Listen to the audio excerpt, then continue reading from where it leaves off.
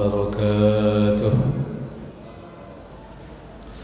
الحمد لله رب العالمين، الحمد لله الذي بنعمته تتم الصالحات وبعفوه تغفر الذنوب والسيئات وبكرمه تقبل العطايا والحسنات.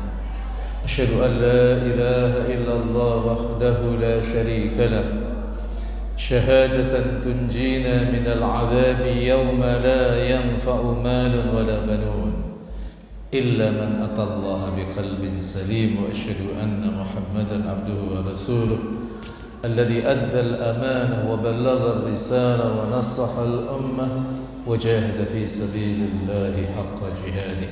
اللهم صل وسلم وبارك على هذا النبي الكريم نبينا محمد المصطفى صلى الله عليه وسلم وعلى آله وأصحابه أجمعين. أما بعد، سبحانك لا علم لنا إلا ما علمتنا إنك أنت العليم الحكيم.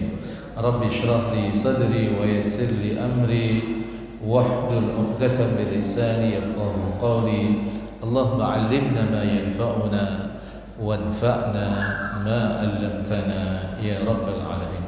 Ma'asyiral hadirin wal hadirat jemaah sekalian rahimakumullah wa azakumullah. Setelah kita bertahmid dan juga bersalawat kepada baginda Rasulullah sallallahu alaihi wasallam, sekeluarga, para sahabat dan seluruh pengikut beliau ila yaumil qiyamah. Selanjutnya pada pertemuan kali ini kita akan masih melanjutkan kajian 2 pekan yang lalu, yaitu tentang fi adabi khisalil fitrah, yaitu bab tentang perangai suci, yang di pertemuan yang lalu kita sudah saya sampaikan ada 5 fitrah yang sangat dijaga oleh para nabi-nabi Allah Subhanahu wa taala, yaitu al-istihdad. Pertama yaitu istihdad, membersihkan rambut yang ada di sekitar kemaluan.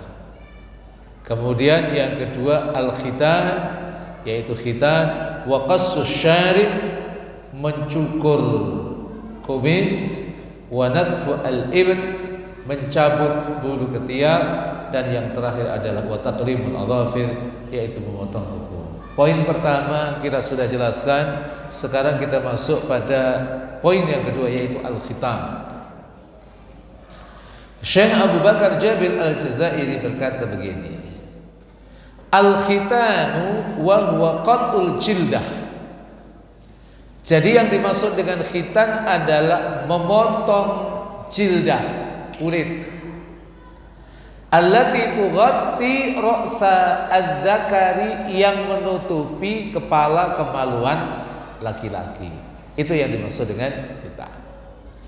Bagaimana hukumnya? Dikatakan oleh Syekh Abu Bakar Jabir Al-Jazairi, wa yustahabbu an yakuna dzalika yauma sabi'il wiladah. Ini diperhatikan baik-baik, Pak. Wa yustahabbu, dan disunahkan. Jadi ditekankan untuk dilakukan.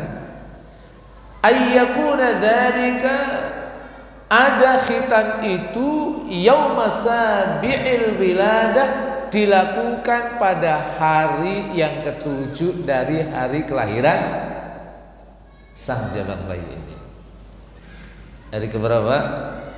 Hari ke-7. Sebenarnya hari ke-7 itu banyak sunnah-sunnahnya. Termasuk selain khitan itu ada sunnah namanya sunnatul aqiqah. Aqiqah itu tinjauan literalnya dalam pendekatan bahasa, ia berasal dari kata aqqa. Aqqa itu maknahu qata', artinya memutus. Maka apa yang diinginkan dari kesunahan aqiqah adalah bagaimana ketika seorang jabang bayi itu di hari ke-7-nya diaqiqahi, dikenalkan dengan syariat Islam namanya akikah, diharapkan anak ini nanti tumbuh dalam nuansa Islami sehingga ia tidak memutuskan hubungan baik dengan kedua orang tuanya. Dan beberapa ulama mengatakan jadi maksud dengan akikah bagaimana agar anak itu memutus kedurhakaan kepada orang tuanya, maka ia disebut dengan akikah. Maka silahkan Bapak Ibu lihat, orang tua yang mengakikahi itu adalah mereka yang tahu betul akan syariat Islam, sehingga ia kemudian mendidik anak itu dengan pendidikan yang baik. Akhirnya anak itu tidak berbuat durhaka kepada kedua orang tua.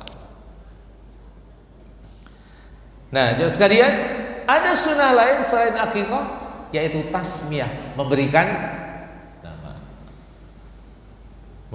nama. Dan nama dalam Islam itu, jemaah sekalian, penekanannya bagaimana agar artinya adalah positif. Makna dari nama itu adalah positif. Karena apa? Karena nama dalam perspektif Islam dia adalah juz'un minad doa, bagian dari doa.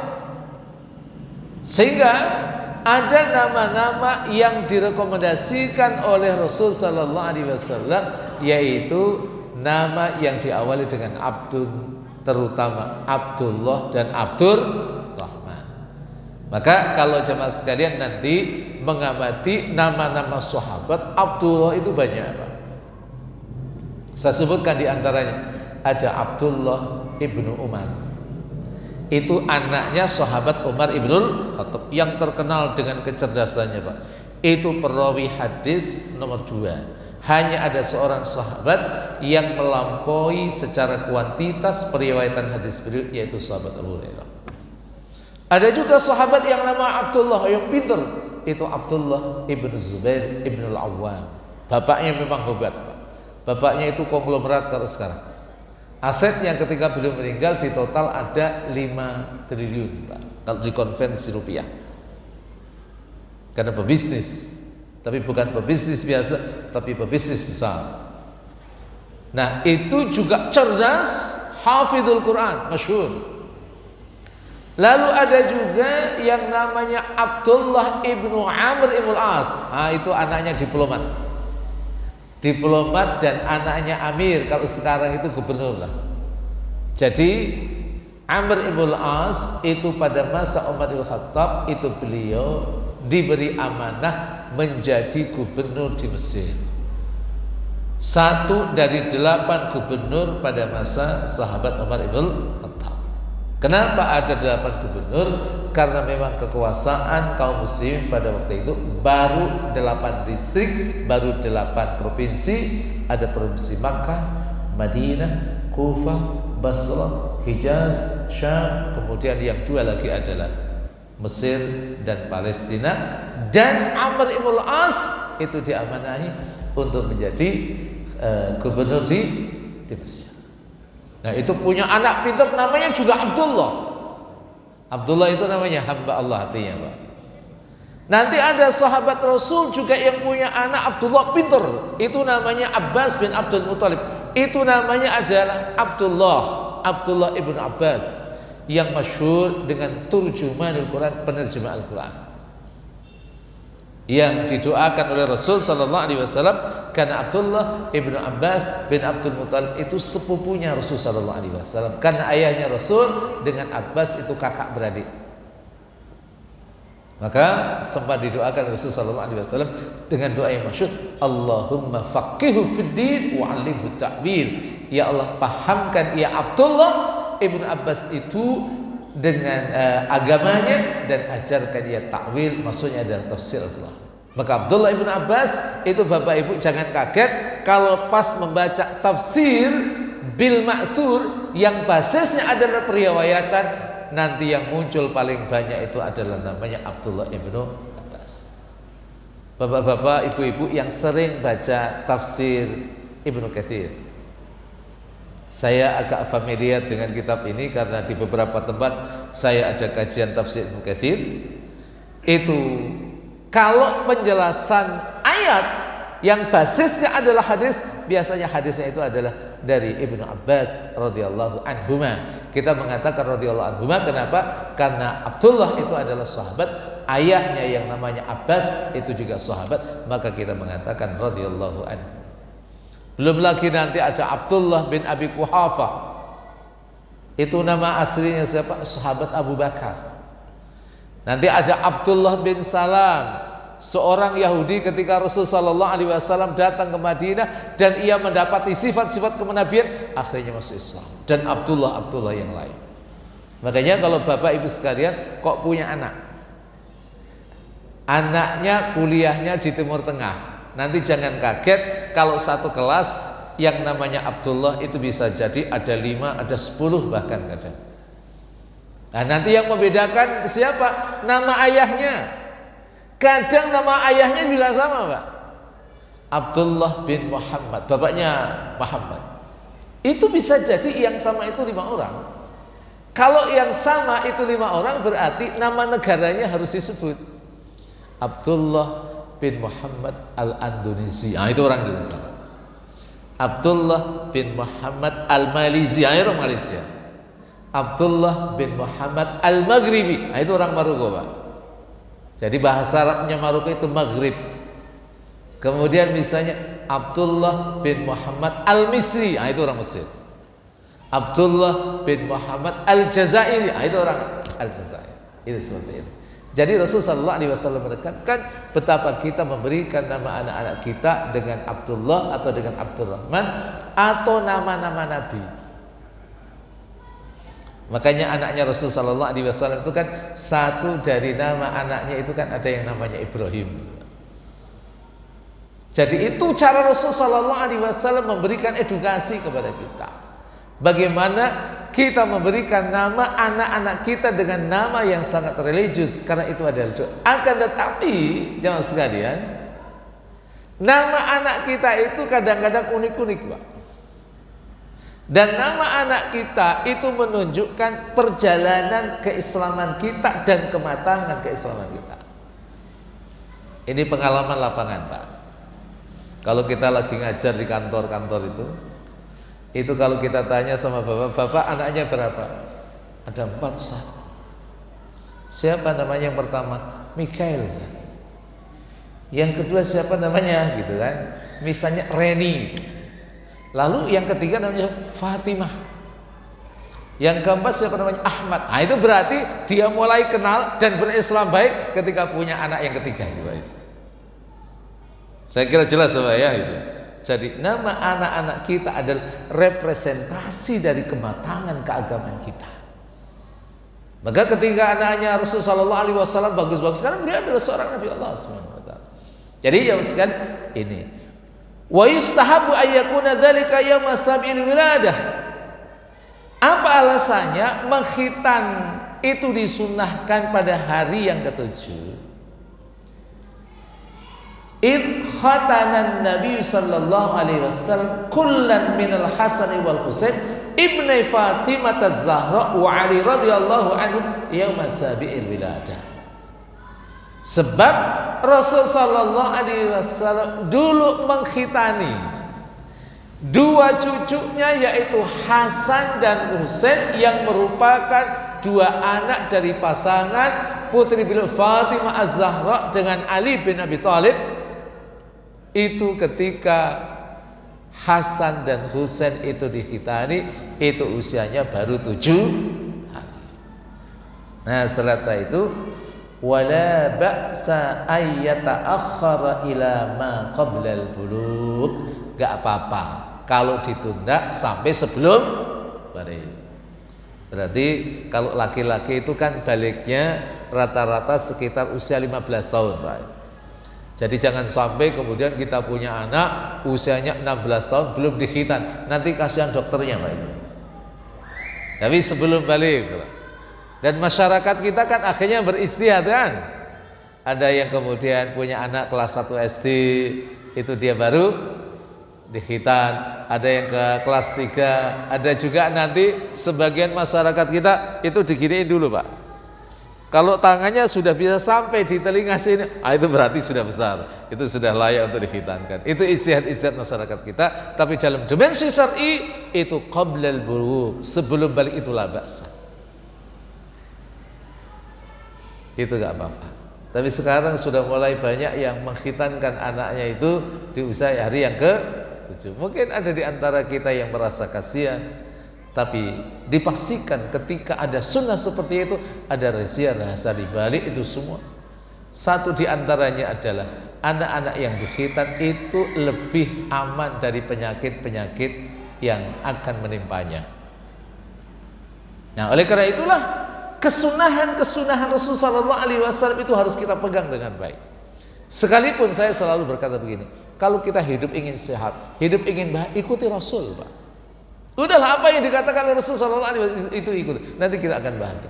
Kenapa orang tidak bahagia? Karena apa yang diperintahkan Rasulullah SAW, apa yang diteladankan oleh Rasulullah SAW itu nggak diikuti. Suruh ngaji nggak mau ngaji, Pak.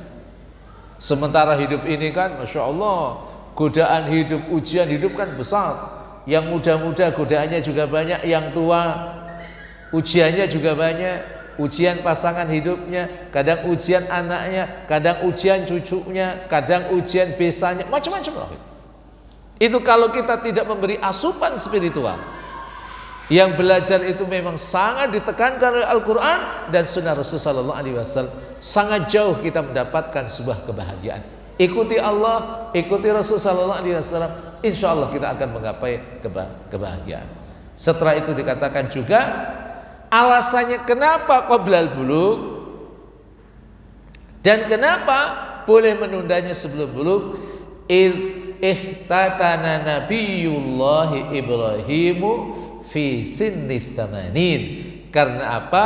Karena Nabi Allah yang namanya Ibrahim itu khitan usia ats-tsamanin, di usia 80 tahun, Pak. Kalau orang sekarang usia 80 tahun sudah berada di alam barzah. Kenapa? Karena memang usia Nabi-Nabi Allah terdahulu itu panjang. Nabi Nuh itu 950 tahun. Itu juga ada khilaf, ada yang mengatakan itu bukan usia fisik, ada yang mengatakan itu adalah usia dakwah. Sangat panjang, Nabi-Nabi dulu seperti itu. Jadi kalau Nabi Ibrahim alaihissalam khitan di usia 80, jangan kemudian padankan dengan kita, karena standar usia pada masa lalu dengan sekarang itu beda. Usia berapa Nabi Ibrahim itu punya anak? Nanti Bapak Ibu sekalian lihat di dalam tafsir Ibnu Katsir, itu beliau punya anak ketika usia 86 tahun, ketika Ismail lahir dari rahim seorang ibu namanya Sayyidah Hajar. Itu usianya 86 tahun.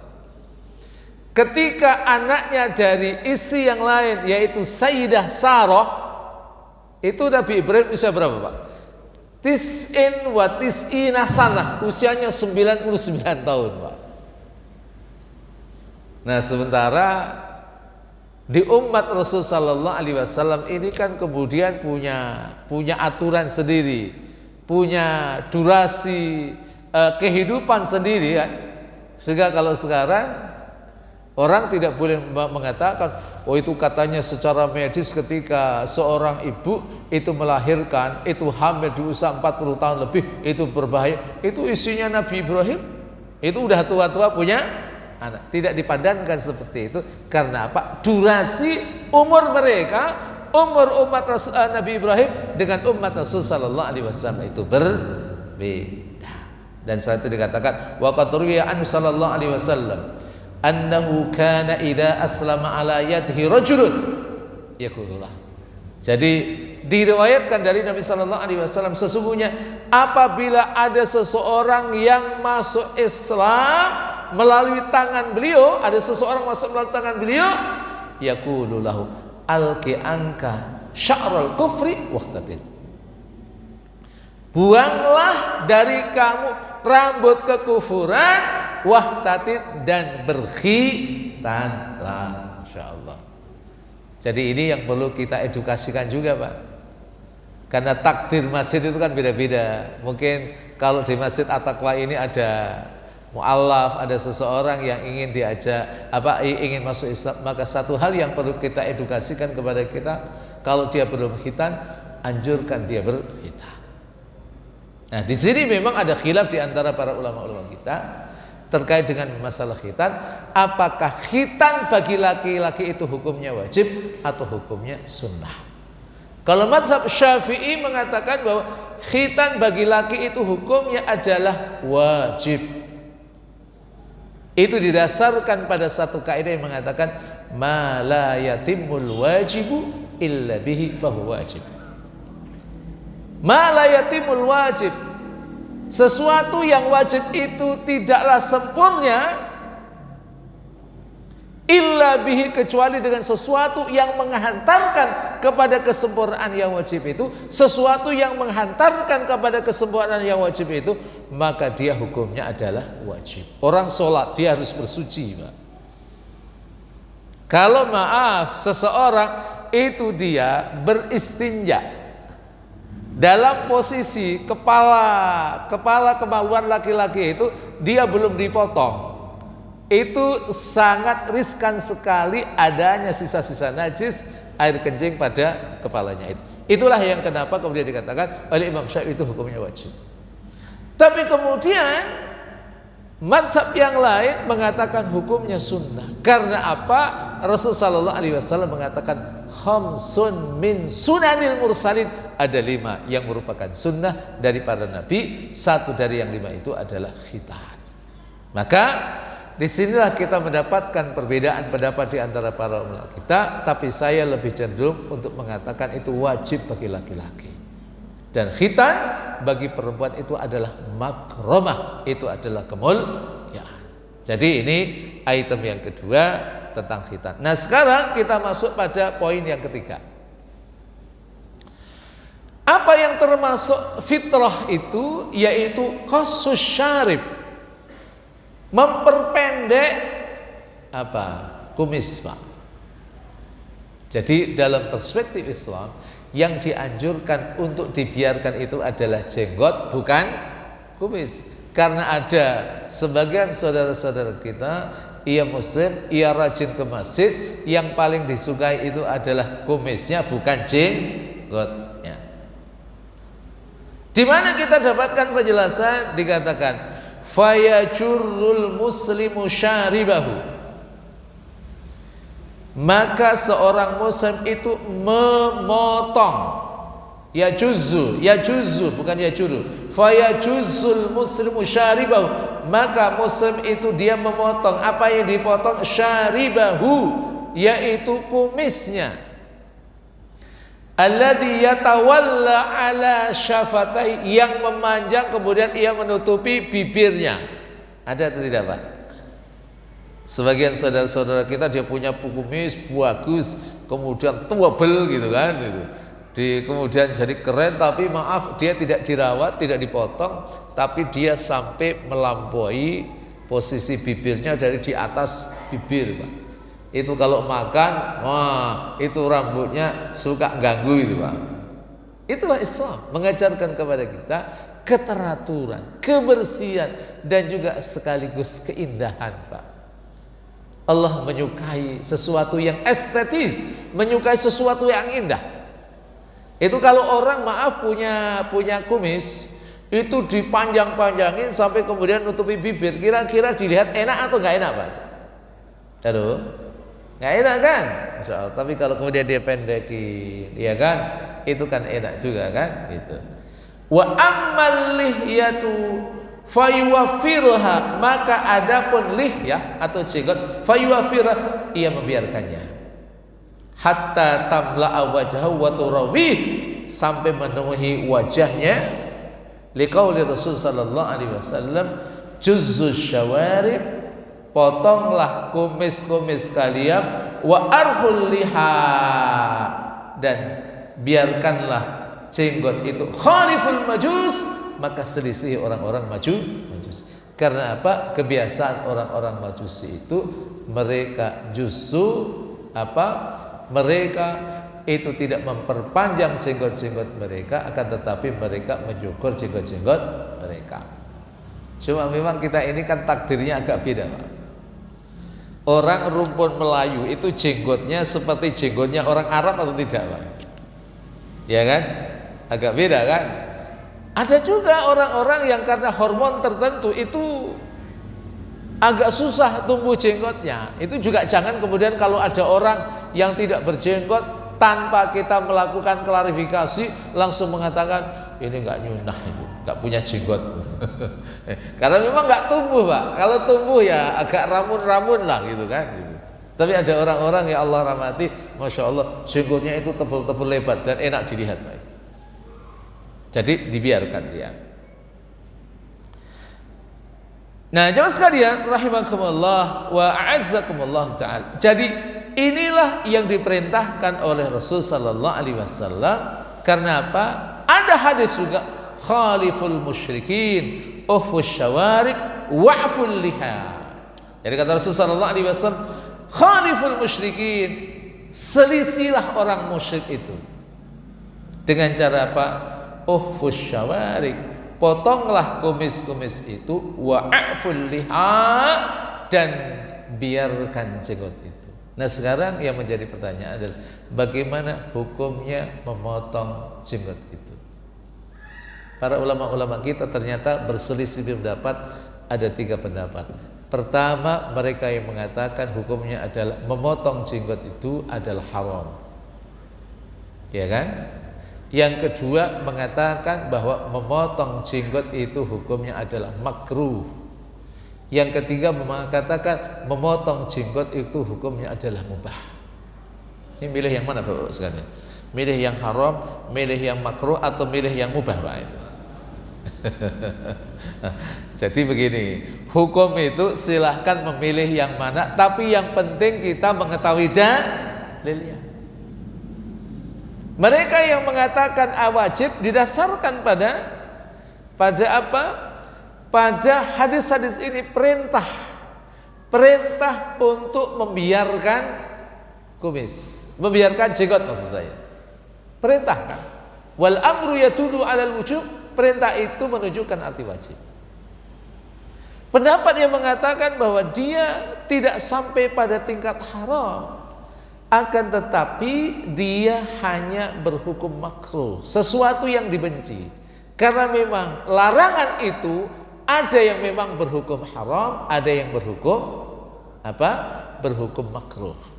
Nah, sebagian ulama ini mengatakan dia adalah berhukum makruh karena ia menyelisihi sunnah Rasul sallallahu alaihi wasallam.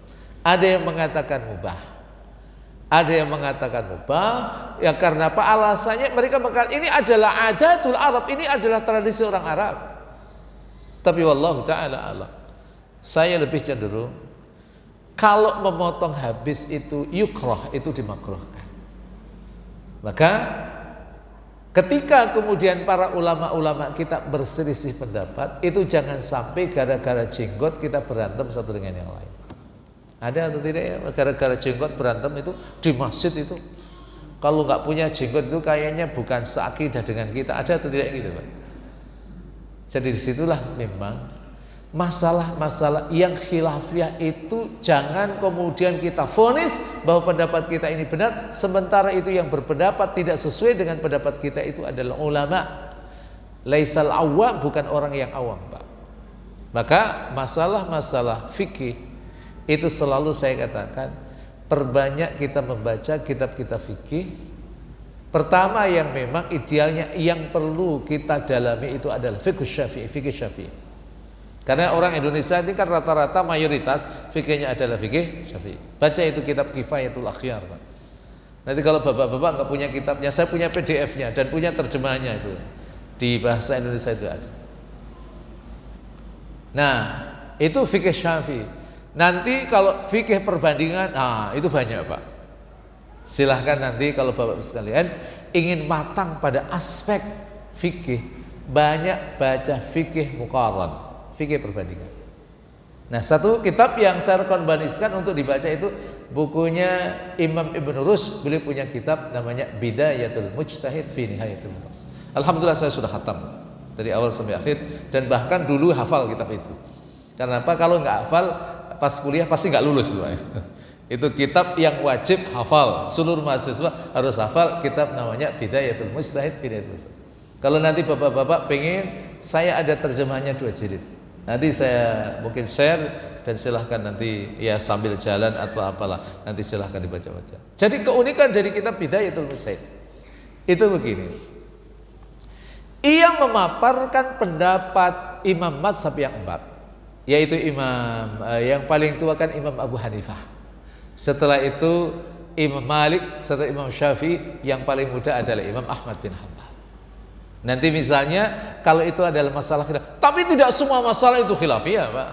Sholat 5 waktu masuk khilaf kan nggak ada, Pak. Sholat 5 waktu hukumnya wajib. Tapi nanti dalam masalah-masalah yang furu itu banyak khilafnya. Nah itu baca. Jadi misalnya Imam Abu Hanifah mengatakan begini, mengatakan hukumnya haram, itu dalilnya ini, Qur'annya ini, hadisnya ini. Kemudian Imam Malik mengatakan mubah, dalilnya ini, ayat Qur'annya ini, hadisnya ini. Kemudian Imam Syafi'i mengatakan mubah, dalilnya ini, ayatnya, hadisnya. Imam Ahmad mengatakan satu hukum dengan keputusan yang berbeda dengan imam yang lain, itu dalilnya ini. Nah, yang menarik dari kitab Bidayatul Mujtahid itu adalah dijelaskan tentang sababul khilaf, sebab yang melatari perbedaan mereka dalam perbedaan dalam masa itu ini. Karena mereka memandang ayat ini misalnya itu perintahnya berfungsi hukum wajib. Oh, ini tidak sampai wajib tapi mustahab. Itu dijelaskan semua. Itu enaknya, Pak. Makanya kalau bisa ya di masjid ini ada kitab namanya Bidayatul Mujtahid. Satu lagi yang saya rekomendasikan untuk dibaca. Dan kalau bisa masjid ini beli, Pak. Itu ada satu kitab namanya Al-Fiqhu Al-Islami wa Adilatuh. Itu sudah diterjemahkan lengkap dalam bahasa Indonesia. Kalau bapak-bapak minta, saya siap kirim nanti ke Pak Muswan. Ya, saya ada 15 jilid itu. 15 jilid, masing-masing jilid itu rata-rata 600 halaman. Silahkan Bapak kalikan 15 itu. Itu kitab namanya Al-Fiqhu Al-Islami wa Adilatuh. Itu sangat padat sekali. Itu kitab karya seorang ulama kelahiran Damaskus, kelahiran Syria, namanya Profesor Dr. Wahbah Az-Zuhaili. Ini ulama kontemporer, tapi beliau sudah meninggal. Dan ulama ini tidak hanya ahli dalam bidang fikih, tapi beliau juga ahli dalam bidang tafsir. Beliau punya kitab tafsir yang sangat bagus sekali, namanya Tafsir Al-Munir. Tapi Tafsir Al-Munir itu ada 2, Pak. Ada Tafsir Al-Munir karya ulama Indonesia, Imam Nawawi Al-Bantani. Nah, itu kitabnya juga Tafsir Al-Munir. Tapi ini yang saya maksud Tafsir Al-Munir itu karya Dr. Wahbah Az-Zuhaili, itu sangat bagus sekali. Dan saya di kantor juga ada 15 jilid juga, Pak. Itu kitabnya ada 15 jilid. Itu, tapi saya punya PDF-nya. Kalau mau saya juga kirim juga insya Allah. Jadi tolong itu sering dibaca. Kita ini maaf, seringkali suka mendengar daripada membaca, Pak. Membaca itu tugas ustadz, tugas kiai gitu, Pak. Jadi jamaahnya hanya dengerin saja, terima matangnya saja, Pak, itu. Tapi tradisi literasi inilah yang harus kita hidupkan. Kenapa? Ayat yang pertama kali turun itu adalah perintah apa? Sholli atau isma atau sum atau ikra. Ikra. Tapi sayangnya justru perintah ini yang merespon adalah orang-orang non-muslim. Kalau kita satu saat mungkin melakukan perjalanan internasional, kita berada di bandara internasional Soekarno-Hatta, itu lihat orang-orang asing. Mereka sambil nunggu pesawat, itu betapa mereka asik bersimpuh di lounge, itu mereka asik membaca. Tapi kita justru asik ngobrol satu dengan yang lain, atau kita asik ya main HP, Pak. Tapi literasi ini yang harus kita hidup. Jadi problem dari umat ini adalah ketika mereka tidak rajin membaca, akhirnya ilmu yang didapat itu ada katanya, kila, tapi ia tidak membaca langsung dalam literasi kitab-kitab yang ditulis oleh para ulama-ulama. Dan Dr. Wahbah Az-Zuhaili itu tidak hanya ahli dalam bidang tafsir, tidak hanya dalam bidang ilmu fikih, tapi juga metodologi pengambilan hukum Islamnya itu dia ahli. Dia punya kitab namanya Ushul Fiqh. Jadi beliau tahu tentang metodologi mengambil hukum Islam itu bagaimana. Apa yang harus dipahami oleh seseorang yang ia ingin menetapkan sebuah hukum, itu dia harus menguasai dalil, Pak. Dalil itu ada dua, ada yang muttafaq, ada yang mukhtalaf. Yang muttafaq itu ada Al-Quran, ada As-Sunnah, ada Al-Ijma', ada yang namanya qiyas. Nanti yang mukhtalaf ada yang namanya Al-Istihsan, ada yang namanya Al-Masalah Musalah, ada Istishab, kemudian ada Al-Urf, ada Syari'atu man qablana, dan yang lainnya. Jadi memang perangkat-perangkat ilmu itu harus kita kuasai ketika kita ingin mengambil konklusi hukum, sehingga kita ketika melakukan upaya untuk mengambil konklusi hukum, kalau kita kemudian benar dapat 2, kalau salah kita dapat 1 pahala. Karena apa? Kita sudah berikhtiar untuk memahami dalil-dalil dari Al-Quran, dari Sunnah, konsensus para ulama-ulama kita, dari ilhaqu mas'alatin mas'alatin mansusah bi mas'alatin ghairi mansusah dengan qiyas. Qiyas itu ilhaqu mas'alatin mansus, ilhaqu mas'alatin ghairi mansusatin, menganalogikan satu masalah yang tidak ada teksnya bi mas'alatin mansusatin dengan masalah yang ada teksnya, fil hukmi dalam hukum yang sama, litasawil illah karena ada ilah yang sama. Itu kita tahu.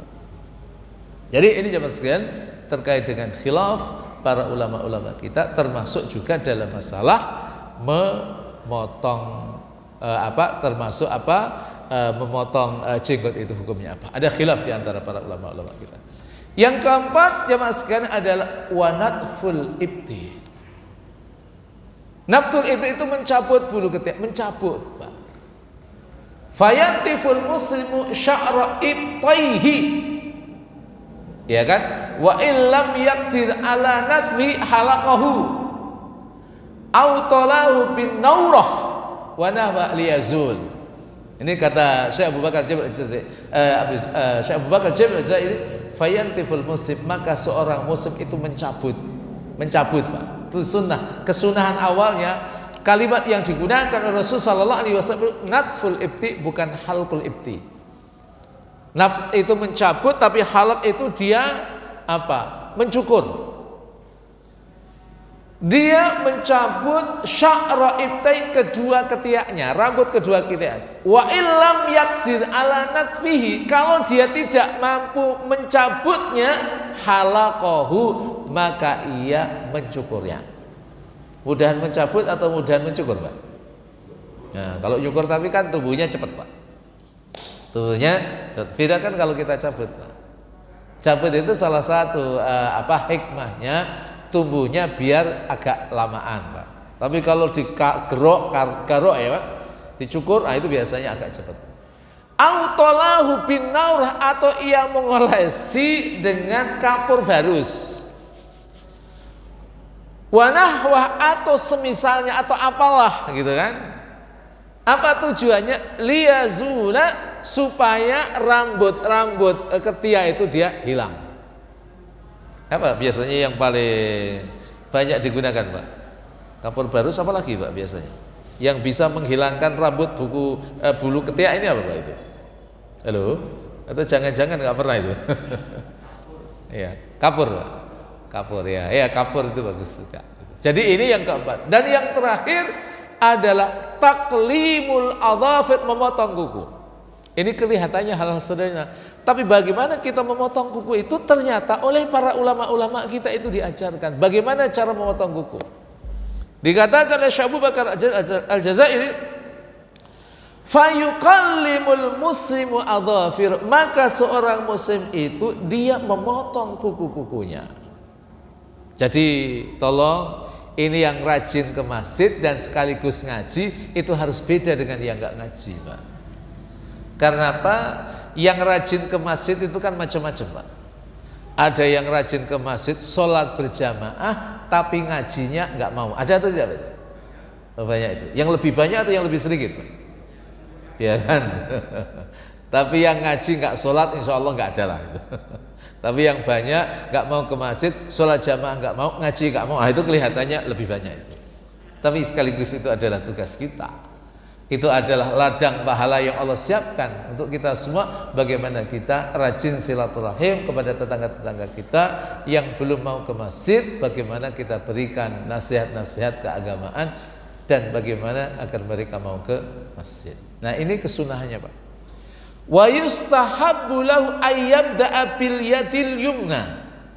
Dan disunnahkan baginya untuk memulai dengan kuku tangan kanannya. Jadi, Bapak kalau biasanya potong kuku, yang kuku sebelah kiri atau yang kanan duluan, Pak? Hah? Halo? Kiri dulu. Itu yang disunahkan tadi yang mana? Yang kanan kan? Nah, berarti besok setelah ini harus yang kanan dulu, Pak. Ini dulu. Nah, setelah itu katakan summal yusra, kemudian baru yang kiri. Summa ar-rijlil yumna. Nah, setelah itu gimana? Kakinya, kaki kiri dulu atau kaki kanan dulu, Pak? Kayaknya nggak memperhatikan itu, kayaknya yang penting kepotong itu kakinya. Itu ternyata ada kesunahannya. Inilah pentingnya ngaji, Pak. Ini kan yang begini-begini kita sering mengatakan ini nggak ada panduannya. Ternyata dalam kitab-kitab yang dikarang oleh para ulama-ulama itu ternyata ada panduannya, gitu kan. Itu ternyata ada hadisnya sampai Rasul sallallahu alaihi wasallam, gitu kan. Jadi summa ar-rijl al-yumna, lalu kaki yang kuku pada kaki yang kanan dulu, fal yusra, lalu yang kaki kiri, Pak. Apa alasannya? Kana Rasulullah sallallahu alaihi wasallam yuhibbul bad'a bil yamin fi dzalika. Karena Rasul sallallahu alaihi wasallam itu dalam konteks kebaikan itu selalu menyukai yang kanan. Makanya kalau kita masuk ke masjid disunahkan kaki kiri atau kaki kanan, Pak? Kaki kanan. Kalau keluar kiri. Tapi Bapak-bapak sampai detail memperhatikan itu atau yang penting keluar, Pak? Yang penting masuk itu. Tapi itu masalah kebiasaan, Pak. Masalah habit, kebiasaan kita. Jadi ini yang harus kita rawat baik-baik, jemaah sekalian, bahwa sesungguhnya ada sesuatu yang memang disunnahkan di dalam Islam, termasuk adalah urusan memotong. Nah, setelah itu dikatakan yaf'alul muslimu kulla hada bi niyatil iqtida bi Rasul sallallahu alaihi wasallam wa mutaba'ati. Ini penting, Pak. Nih, bagian akhir dari pernyataan Syekh Abu Bakar Al-Jazairi sahibul kitab Minhajul Muslim ini sangat menarik terkait dengan motif. Yaf'alul muslim, seorang mukmin itu melakukan kulla hada, semua ini biniyatil iqtida bi Rasul sallallahu alaihi wasallam, dengan niat mengikuti Rasul sallallahu alaihi wasallam. Mutaba'ah itu juga mengikuti, iqtida itu juga mengikuti. Liyahsula lahu dzalika ajra mutaba'ati Rasul sallallahu alaihi wasallam wal istinani bi sunnati. Apa tujuannya? Agar kita mendapatkan pahala mengikuti Rasul sallallahu alaihi wasallam dan mengikuti sunnahnya, sunnah Rasul sallallahu alaihi wasallam. Tapi juga kadang-kadang kan orang itu pengennya nggak mau diatur, Pak. Alah gitu aja kok pakai nyunah. Yang penting kita lakukan. Enggak. Ada kok. Al-Islamu dinun nizam. Islam ini adalah agama aturan. Sampai perkara-perkara yang kecil itu diedukasikan oleh Rasul sallallahu alaihi wasallam, diteladankan oleh Rasul sallallahu alaihi wasallam. Dan kalau kita mengikuti apa yang dilakukan oleh Rasul sallallahu alaihi wasallam, di situ Allah akan mengalirkan pahala dari niat kita. Ketika melakukan itu semua, niatnya adalah mengikuti Rasul sallallahu alaihi wasallam, dan mengikuti Rasul sallallahu alaihi wasallam adalah ciri dari mahabbah, ciri dari cinta. Kalau kita cinta sama orang yang kita cintai, apapun yang dilakukan oleh orang yang kita cintai itu kan biasanya kita ikuti, kan, Pak? Iya kan? Sama kalau kita mencintai Rasul sallallahu alaihi wasallam, apa yang dilakukan oleh Rasul sallallahu alaihi wasallam itu juga kita ikuti. Kabar gembira dalam hadis yang diriwayatkan Imam Bukhari dari sahabat Anas bin Malik, beliau mengatakan anta ma'aman ahbabta, kamu nanti di akhirat bersama dengan orang yang kau cintai. Nah, kemudian ditutup idil a'malu binniyat, sebab amal itu diterima atau tidaknya binniyat dikarenakan karena motifnya, diniatkan karena niatnya. Walikulli imri'in ma nawa, dan seseorang itu akan mendapatkan apa yang dia niatkan. Inilah bedanya orang ngaji dan orang tidak ngaji. Ketika ia motifkan niatnya benar mengikuti Rasul sallallahu alaihi wasallam, itu dapat pahala. Tapi kalau dia secara natural melakukan itu, tidak dimotifkan karena Rasulullah SAW, ya dia hanya mendapatkan mendapatkan sesuatu yang ia lakukan dari kebaikan itu, tapi dia tidak mendapatkan reward dari Allah Subhanahu wa taala. Karena apa? Dia tidak niatkan mengikuti sunnah Rasul sallallahu alaihi wasallam. Wallahu ta'ala. Saya kira ini Bapak ya, mudah-mudahan bermanfaat. Nanti pekan depan aja lah dibuka tanya jawab, karena waktunya sudah habis. Kita tutup dengan doa majelis. Subhanaka bihamdik nasyhadu an la ilaha illa anta nastaghfiruka wa natubu ilaik. Wassalamualaikum warahmatullahi wabarakatuh.